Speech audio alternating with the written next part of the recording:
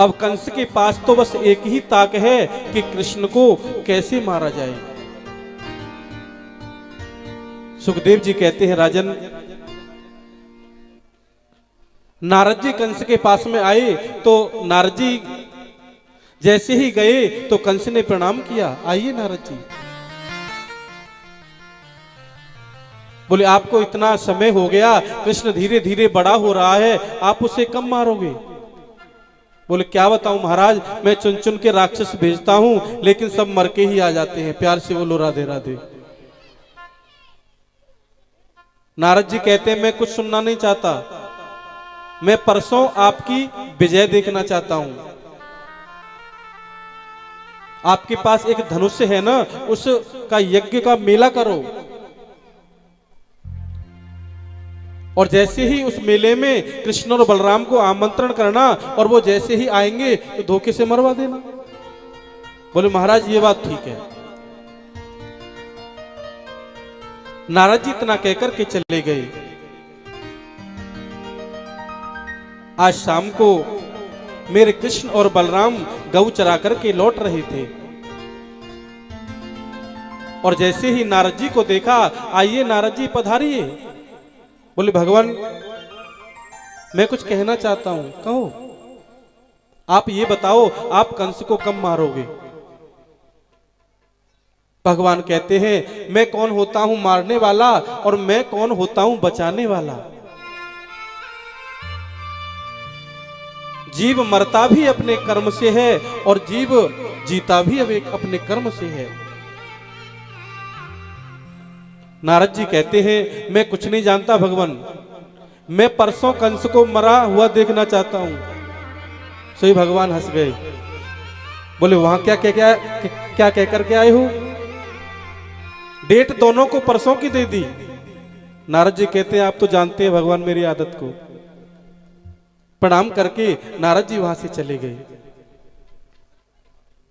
आज अक्रूर जी को कंस ने बुलाया और कहा कि आप ब्रज में जाइए और वहां कृष्ण और बलराम जो है ना उनको साथ में लेकर के आइए, और जैसे ही यहां वो आएंगे तो मैं उनको मरवा दूंगा।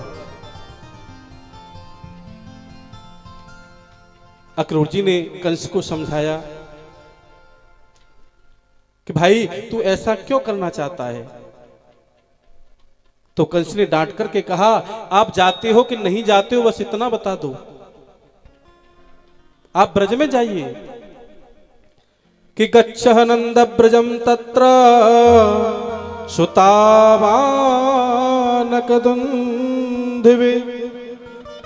आसाते तविहानेन रथेनानयमाचिरम्।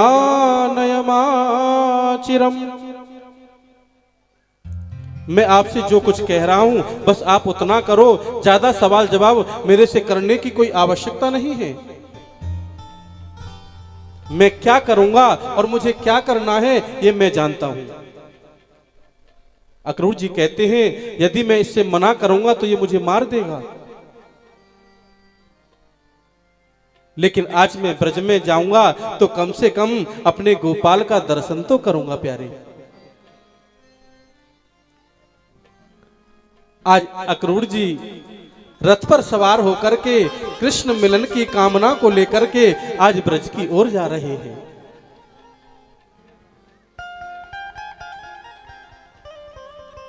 कृष्ण मिलन की कामना उन्होंने अपने मन में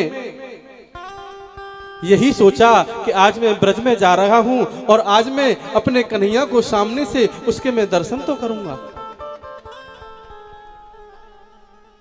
अक्रूर जी कहते हैं आज मेरा जीवन जो है ना वो धन्य हो गया।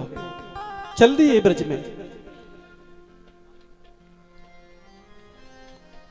रास्ते में कृष्ण और बलराम से अक्रूर जी का मिलन हुआ।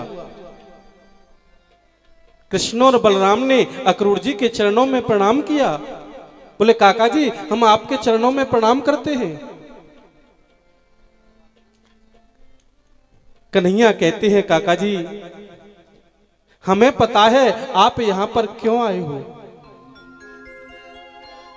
कंस ने हमको मारने के लिए बुलाया है और आप आए तो हो, लेकिन घर पर जाकर के ये बोलना मत। यदि तुम घर जाकर के बोलोगे और माँ यशोदा को पता चलेगा तो उस माँ का रो रो के बुरा हाल हो जाएगा, उसको मत बताना। अक्रूर जी घर पर गए। रात्रि में नंद बाबा यशोदा माँ के साथ में बैठे थे।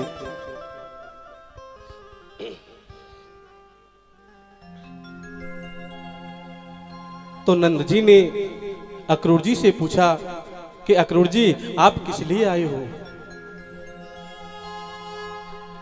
तो कहा कि कंस ने एक मेला रचा है, उस मेले में कृष्ण और बलराम को आमंत्रण किया है, तो मैं कृष्ण और बलराम को ले जाने के लिए आया हूं।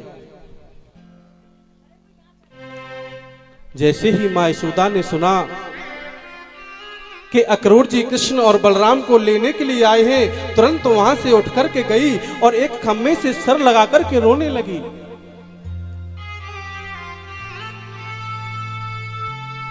मां यशोदा कहती है मेरे प्राणों को जो मांगेगा मैं उसे दे दूंगी, पर जो कृष्ण बलराम को मेरे से ले जाना चाहता है मैं नहीं दे सकती। मैं कृष्ण और बलराम के बिना मैं जीना नहीं चाहती। आज जैसे ही कन्हैया ने देखा कि मां रो रही है तो तुरंत गए और मां के से लिपट गए। बोले मैया तू काहे को रोवे?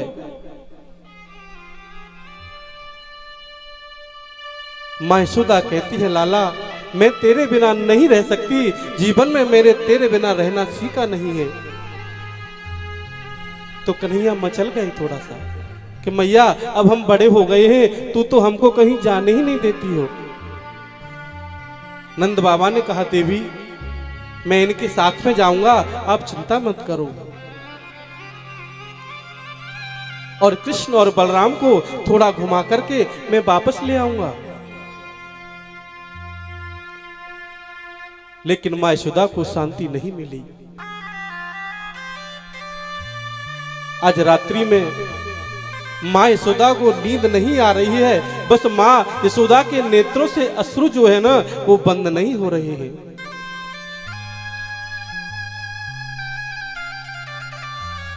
कि सुबह होते ही मेरा कृष्ण मुझे छोड़ करके चला जाएगा।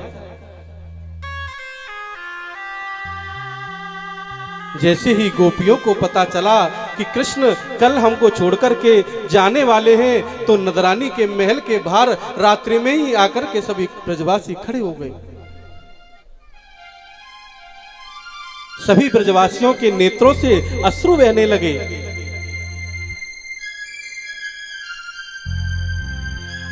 कन्हैया ने मैया को समझाया माँ तू चिंता मत करे, परसों आगमश्यामी, मैं लौट करके परसों जरूर आ जाऊंगा।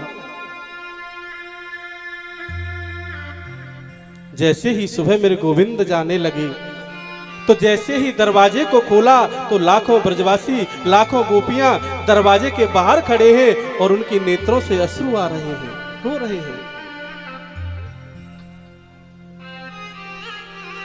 कहते हैं कन्हैया आपने कैसे सोच लिया कि आप हमको छोड़ करके यहां से चले जाओगे, आप हम आपको जाने नहीं देंगे? कैसे सोच लिया? जीवन में ब्रजवासियों ने, जीवन में गोपियों ने भगवान के बिना रहना सीखा ही नहीं था।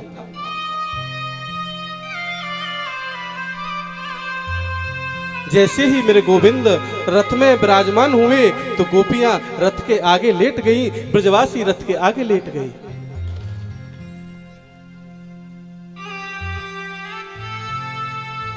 कहने लगी यदि आपको जाना ही है तो इस रथ को हमारे प्राणों के ऊपर उठा चढ़ा करके ले जाओ तो ही आप जा सकते हो, नहीं तो हम आपको नहीं जाने देंगे।